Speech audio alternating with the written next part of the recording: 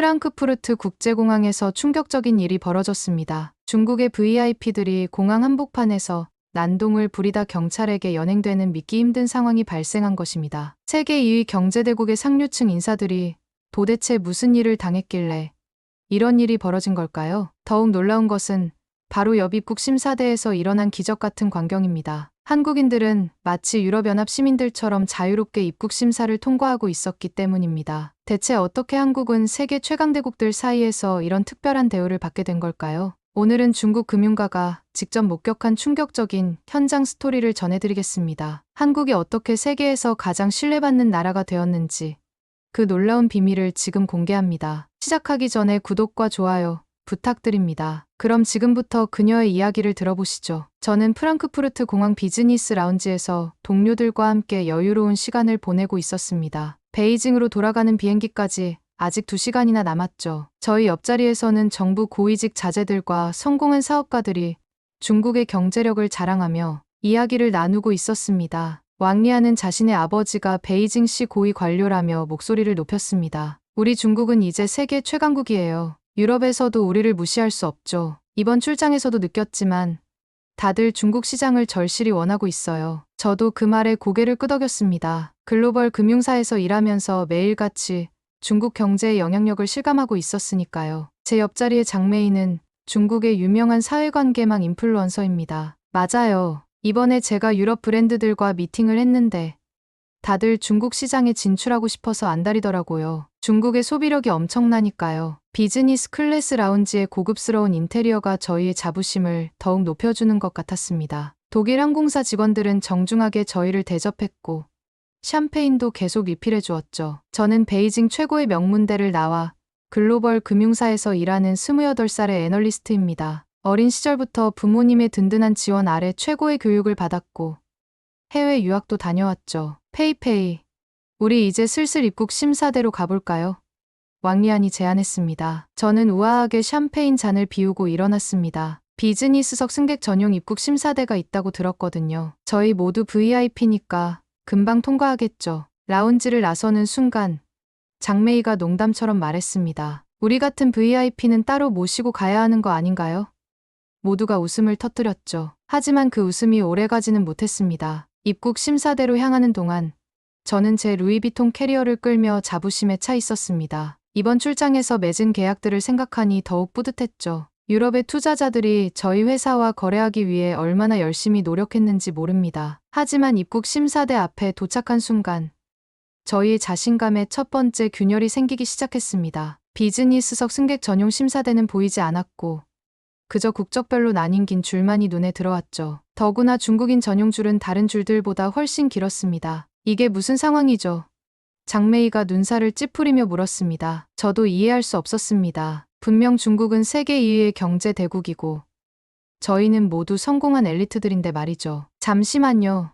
저기 봐요. 왕리안이 옆을 가리켰습니다. 한국인들이 줄 서 있는 곳이었죠. 그들의 줄은 놀랍도록 짧았고 심사도 빠르게 진행되고 있었습니다. 저는 그때까지만 해도 이것이 단순한 우연이라고 생각했습니다. 하지만 이는 제가 곧 마주하게 될 충격적인 현실의 시작에 불과했다는 사실을 그때는 전혀 알지 못했죠. 프랑크푸르트 공항의 입국 심사대 앞에서 제 마음은 점점 불안해지기 시작했습니다. 처음에는 단순히 시간이 좀 걸리겠구나 생각했지만 30분이 지나도록 줄은 거의 움직이지 않았습니다. 반면 한국인들의 줄은 마치 물 흐르듯 순식간에 진행되고 있었죠. 심사관들은 한국 여권을 보자마자 도장을 찍어주는 것처럼 보였습니다. 이건 정말 말도 안 돼요. 장메이가 투덜거렸습니다. 우리가 얼마나 중요한 사람들인지 알기나 하는 걸까요? 왕리안도 점점 초조해지는 기색이 역력했습니다. 저도 심장이 빠르게 뛰기 시작했죠. 이런 대우를 받아본 적이 없었거든요. 베이징에서는 항상 VIP 통로로 안내받았고 어디를 가든 특별 대우를 받았습니다. 장메이는 직원에게 다가가 따졌습니다. 우리는 비즈니스석 승객이에요. 왜 이렇게 오래 기다려야 하나요? 하지만 돌아온 대답은 차가웠습니다. 죄송합니다만 비자 심사 정책에 따라 진행되고 있습니다. 기다려 주셔야 합니다. 그때 제 뒤에서 한 중년 남성이 격분한 목소리로 외쳤습니다. 이게 말이 되나? 우리가 누군지 알아? 중국은 세계 2위 경제 대국이야. 하지만 그의 외침은 공허하게 울렸고 오히려 주변 사람들의 눈총만 받았죠. 더욱 충격적인 것은 옆줄에서 일본인들도 한국인들처럼 빠르게 통과하고 있다는 사실이었습니다. 저는 혼란스러웠습니다. 분명 중국의 경제력이 일본을 앞섰는데 왜 이런 차별을 받아야 하는 걸까요? 1시간이 지나자 장메이의 인내심이 한계에 달했습니다. 이건 완전히 차별이에요.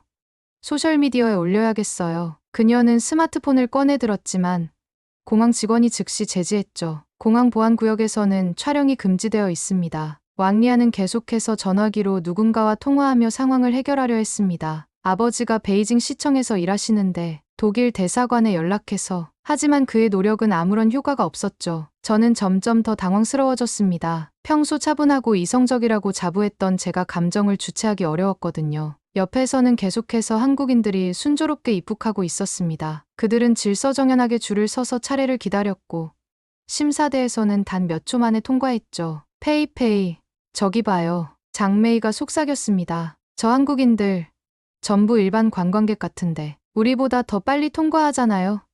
그녀의 말이 맞았습니다. 우리처럼 명품으로 치장하거나 비즈니스 정장을 입은 것도 아닌 평범해 보이는 한국인들이 아무런 제재 없이 통과하고 있었죠. 공항 직원들은 우리의 불만에 더 이상 대응하지 않았습니다. 그저 기계적으로 순서대로 진행하겠습니다 라는 말만 반복할 뿐이었죠. 이런 상황은 제 인생에서 처음이었습니다. 저는 항상 제가 특별한 대우를 받을 자격이 있다고 생각했거든요. 하지만 이곳에서는 그런 것이 전혀 통하지 않았습니다. 상황이 점점 더 악화되기 시작했습니다. 장메이는 결국 참지 못하고 바닥에 주저앉아 울기 시작했습니다. 이런 모욕적인 대우를 받다니. 난 중국에서 100만 팔로워를 가진 인플루언서라고요. 그녀의 눈물 섞인 외침이 공항에 울려 퍼졌죠. 주변의 다른 중국인들도 점점 흥분하기 시작했습니다. 한 사업가는 큰 소리로 외치기 시작했습니다. 당신들은 우리가 얼마나 많은 돈을 유럽에 쓰고 있는지 알기나 해요? 이게 VIP를 대하는 태도입니까? 그의 얼굴은 분노로 붉게 달아올랐고 목소리는 점점 더 커졌습니다. 그때였습니다. 공항 경찰 2명이 우리 쪽으로 다가왔습니다. 무슨 문제가 있습니까? 그들의 표정은 엄격했고 더 이상의 소란을 용납하지 않겠다는 의지가 역력했죠. 하지만 이미 흥분한 중국인들은 멈출 수 없었습니다. 왕리안이 앞으로 나섰습니다. 당신들은 중국어를 할 줄 알아야 해요.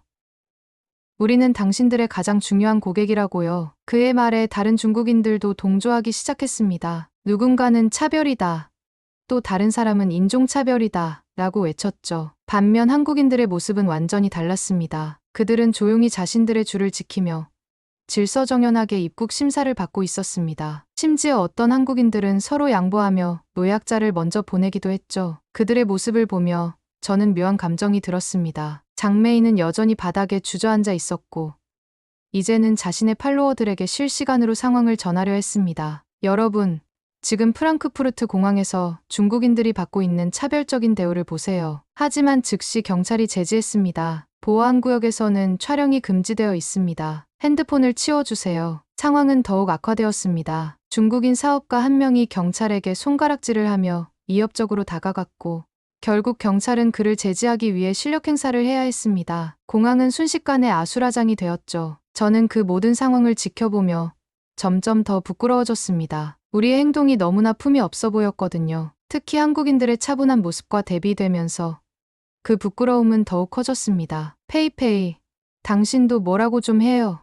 왕리안이 저를 재촉했지만 저는 이미 마음속으로 무언가가 잘못되었다는 것을 깨닫고 있었습니다. 분명 여기에는 우리가 모르는 이유가 있을 텐데 우리는 그저 감정적으로만 대처하고 있었던 거죠. 경찰이 결국 소란을 피운 3명의 중국인을 연행해 갔습니다. 그들은 끝까지 우리가 누군지 알아?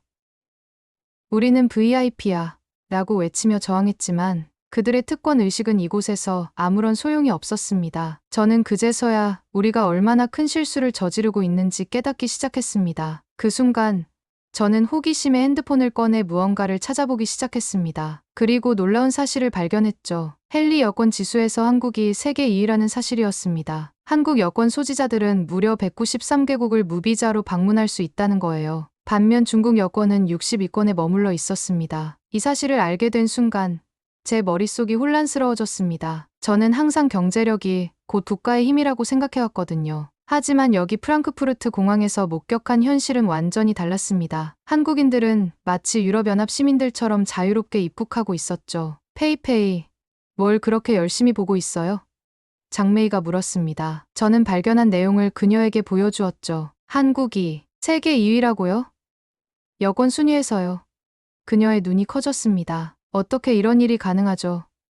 우리가 한국보다 훨씬 큰 나라인데. 저는 계속해서 검색을 이어갔습니다. 한국의 국가 신뢰도, 국제관계, 시민들의 준법정신 등에 대한 기사들이 쏟아져 나왔죠. 특히 눈에 띈 것은 한국인들의 높은 시민의식이었습니다. 그들은 해외에서 법규를 잘 지키고 현지 문화를 존중하며 질서를 잘 지킨다는 평가를 받고 있었죠. 옆에서는 여전히 중국인들의 불만이 이어지고 있었습니다. 우리는 매년 수십억 달러를 유럽에서 쓰고 있어요. 그런데 이런 대우를 받다니. 하지만 이제 그들의 말이 제 귀에는 다르게 들렸습니다. 돈이면 다 된다는 식의 사고방식이 얼마나 잘못되었는지 깨닫기 시작한 거죠. 검색을 하면 할수록 더 많은 사실들이 드러났습니다. 한국은 단순히 경제적 성장뿐만 아니라 민주주의, 인권, 법치주의 등 다방면에서 국제사회의 신뢰를 쌓아왔더군요. 그들의 문화 콘텐츠는 전 세계적으로 사랑받고 있었고 기술력도 세계 최고 수준이었습니다. 이건 정말 놀라운데요. 저도 모르게 중얼거렸습니다. 왕리안이 제 어깨 너머로 화면을 들여다보았죠. 뭐가 그렇게 놀라워요? 저는 천천히 설명했습니다. 우리가 몰랐던 게 너무 많았던 것 같아요. 한국은 우리가 생각했던 것보다 훨씬 더 발전된 나라였어요. 그때 한 한국인 가족이 우리 앞을 지나갔습니다. 아이들은 조용히 부모의 손을 잡고 있었고 어른들은 차분하게 서류를 챙기고 있었죠. 그들의 모습에서는 어떤 거만함도 과시도 찾아볼 수 없었습니다. 그저 자연스러운 예의와 품격이 묻어났을 뿐이었죠. 우리도 저렇게 될 수 있을까요? 장메이가 작은 목소리로 물었습니다. 저는 대답 대신 깊은 한숨을 내쉬었습니다. 이제야 우리가 얼마나 편협한 시각을 가지고 있었는지 깨닫기 시작한 거죠. 제 머릿속에서는 한국에서의 출장 경험이 하나둘씩 떠올랐습니다. 지난달 서울 출장 때는 너무 바빠서 제대로 관찰하지 못했던 것들이 이제야 선명하게 보이기 시작했죠. 지하철을 탔을 때 사람들이 질서정연하게 줄을 서서 기다리던 모습, 거리에 쓰레기 하나 없이 깨끗하던 모습, 약속 시간을 철저히 지키던 비즈니스 파트너들의 모습까지. 특히 기억에 남는 건 서울의 한 카페에서 있었던 일입니다. 제가 실수로 커피를 엎질렀는데 주변 손님들이 저를 비난하기는커녕 티슈를 건네주며 도와주었죠. 직원도 친절하게 청소를 도와주었고요. 당시에는 그저 친절하다고만 생각했는데 이제 보니 그것은 단순한 친절을 넘어선 시민의식이었던 거죠. 페이페이, 기억나요? 지난번 서울 출장에서 우리가 본 것들. 왕리안이 갑자기 말을 꺼냈습니다. 그때는 별로 대수롭지 않게 여겼는데 지금 생각해보니 정말 다르더라고요. 특히 지하철역에서 본 노인들을 위해 자리를 양보하던 젊은이들. 맞습니다. 그때 본 광경들이 하나둘씩 떠올랐습니다. 횡단보도 앞에서 신호등이 빨간색일 때 차가 하나도 없는데도 끝까지 기다리던 사람들. 식당에서 자신의 자리를 깔끔하게 정리하고 가던 손님들. 늦은 밤에도 안전하게 돌아다닐 수 있었던 거리들. 장메이도 한숨을 쉬며 말했습니다. 사실 제가 한국에서 촬영할 때 느꼈어요. 그들의 문화 수준이 우리와는 좀 다르다는 걸요. 촬영 허가를 받는 과정부터 너무 체계적이었고 현장에서도 모든 것이 규칙적으로 진행됐죠. 그때는 오히려 그게 불편하다고 생각했는데 그녀의 말에 고개를 끄덕이며 저는 계속해서 생각에 잠겼습니다. 서울의 회의실에서 만난 한국 기업인들은 항상 완벽한 준비를 해왔었죠. 프레젠테이션 자료는 물론 계약서 검토까지 꼼꼼하게 진행했습니다. 처음에는 그들의 꼼꼼함이 답답하게 느껴졌는데 이제 보니 그것이야말로 진정한 프로페셔널의 모습이었던 거죠. 사실 저는 조심스럽게 입을 열었습니다. 우리가 한국을 너무 얕봤던 것 같아요. 그들은 겉으로 드러내지 않고 조용히 하지만 철저하게 자신들의 시스템을 발전시켜왔던 거예요. 왕리안이 고개를 끄덕였습니다. 맞아요. 우리는 항상 경제 규모와 소비력만 자랑했지만 정작 중요한 것들을 놓치고 있었네요. 질서, 신뢰, 시민의식, 이런 것들이 진정한 선진국의 모습이 아닐까요? 우리 모두 침묵 속에서 각자의 생각에 잠겼습니다. 공항의 소라는 여전했지만 이제 우리의 마음은 조금 다른 곳을 향하고 있었죠. 한국이라는 나라가 어떻게 이만큼 성장할 수 있었는지, 그들이 쌓아온 신뢰는 어떻게 만들어진 것인지 진지하게 고민하기 시작했습니다. 결국 상황은 통제불능이 되어버렸습니다. 공항 경찰이 추가로 투입되었고 소란을 피우던 중국인 몇 명이 연행되는 사태까지 벌어졌죠. 특히 왕리안의 친구 중 한 명은 경찰에게 거칠게 항의하다가 수갑이 채워지는 모습까지 보여야 했습니다. 중국 대사관에 연락할 거예요. 이건 완전한 인권침해입니다. 그가 소리치는 모습을 보며 저는 깊은 한숨을 내쉬었습니다. 이제는 그의 외침이 얼마나 무의미한지 알 수 있었거든요. 여기서는 우리의 경제력도 사회적 지위도 아무런 의미가 없었습니다. 장매인은 여전히 눈물을 흘리고 있었지만 이제는 분노보다는 자책이 섞인 눈물 같았습니다. 우리가 정말 이상했네요. 다들 우리를 이상한 눈으로 쳐다보고 있어요. 그녀의 말대로였습니다. 주변의 다른 나라 사람들은 우리를 피하듯 거리를 두고 있었죠. 특히 충격적이었던 것은 한 일본인 가족의 반응이었습니다. 어린 아이가 우리 쪽을 가리키며 뭐라고 물어보자 부모가 재빨리 아이의 손을 잡고 다른 쪽으로 걸어가더군요. 그들의 눈빛에서 읽을 수 있는 불편함과 걱정은 저를 더욱 부끄럽게 만들었습니다. 페이페이, 이제 어떻게 해야 할까요?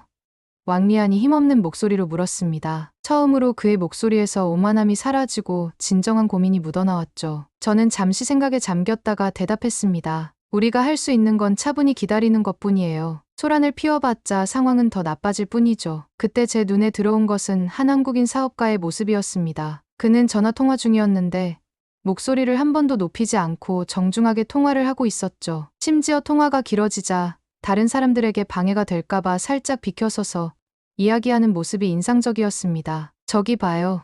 제가 조용히 말했습니다. 저렇게 하는 거예요. 기본적인 예의를 지키면서 다른 사람들을 배려하는 거죠. 우리 모두 말없이 그 광경을 지켜보았습니다. 그제서야 우리가 얼마나 이기적이고 무례하게 굴었는지 깨달을 수 있었죠. 공항 직원이 다시 한번 안내방송을 했습니다. 중국발 비행기 탑승객들은 잠시만 더 기다려주시기 바랍니다. 순서대로 심사를 진행하겠습니다. 이제 우리는 더 이상 불평하지 않았습니다. 그저 조용히 우리 차례를 기다렸죠. 마치 어린아이가 장난을 치다가 혼이 난 것처럼 모두가 조용해져 있었습니다.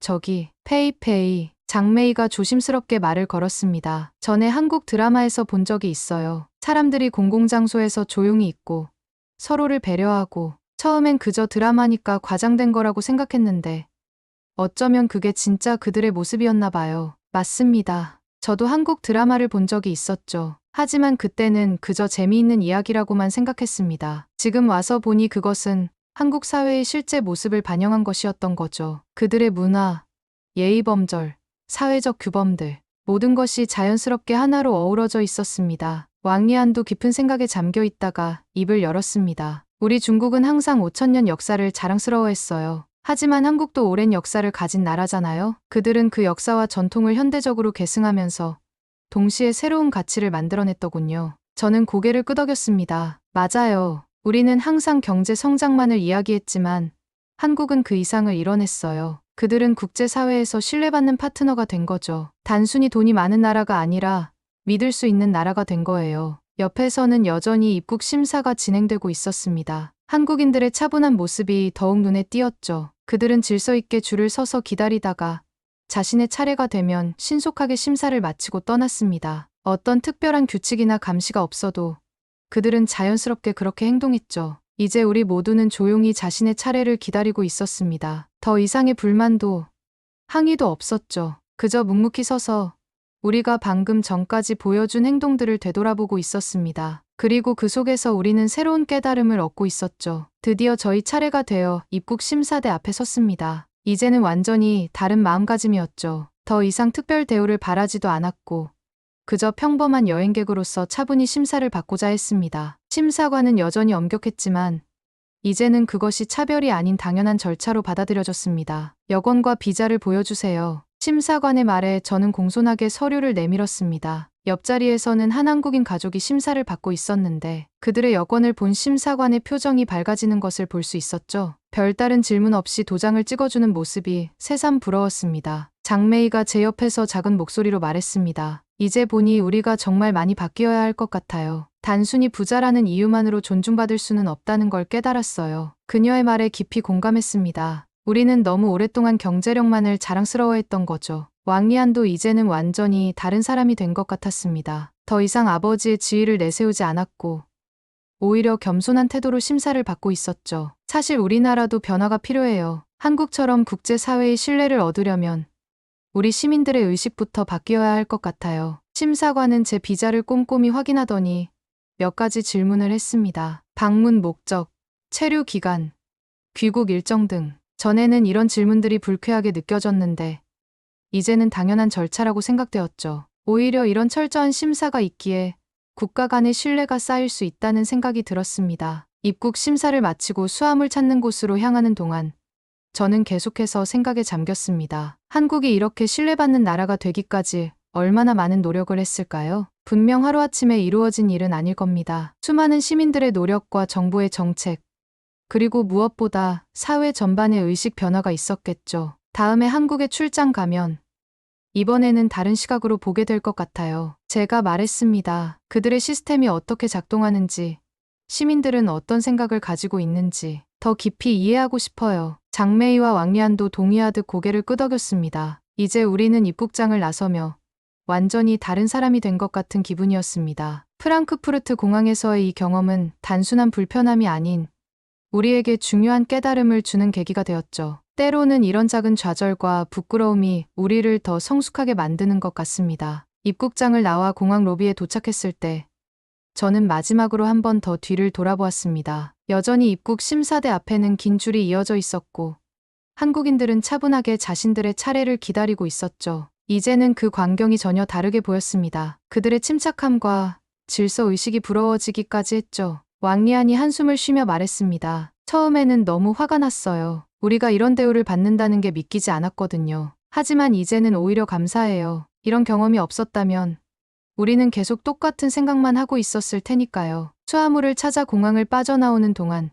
우리는 계속해서 이야기를 나눴습니다. 한국이 어떻게 이런 나라가 되었는지, 그들이 쌓아온 신뢰는 어떻게 만들어진 것인지에 대해서요. 특히 인상 깊었던 것은 그들의 시민의식이었습니다. 사실 전에는 몰랐어요. 제가 말했습니다. 한국인들이 보여주는 그 질서의식이 그들의 DNA에 새겨진 게 아니라 수십 년간의 노력으로 만들어진 거라는 거요. 우리도 할 수 있을 거예요. 시간이 걸리겠지만 불가능한 건 아니잖아요. 장매희는 자신의 소셜미디어 계정을 열어보더니 씁쓸하게 웃었습니다. 지금까지 제가 올린 게시물들을 보니 부끄럽네요. 항상 과시하기 바빴던 것 같아요. 비싼 물건들, 호화로운 여행. 하지만 정작 중요한 건 그런 게 아니었던 거죠. 택시를 기다리며 우리는 마지막 대화를 나눴습니다. 이번 일을 계기로 많은 것을 배웠어요. 왕리안이 말했습니다. 앞으로는 제가 먼저 변화하도록 하겠습니다. 더 이상 아버지의 지위를 내세우지 않고 제 자신의 품격을 높이는 데 집중할 거예요. 저도 고개를 끄덕였습니다. 맞아요.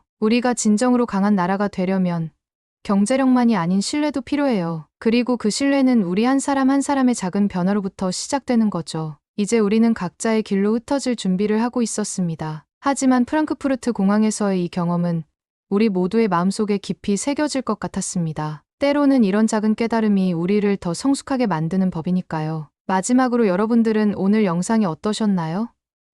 다른 분들도 이런 경험이 있으신지 궁금합니다. 여러분의 생각도 댓글로 공유해 주시면 좋겠습니다. 그리고 이 영상이 도움이 되셨다면 구독과 좋아요도 부탁드립니다. 다음 영상에서 또 만나요.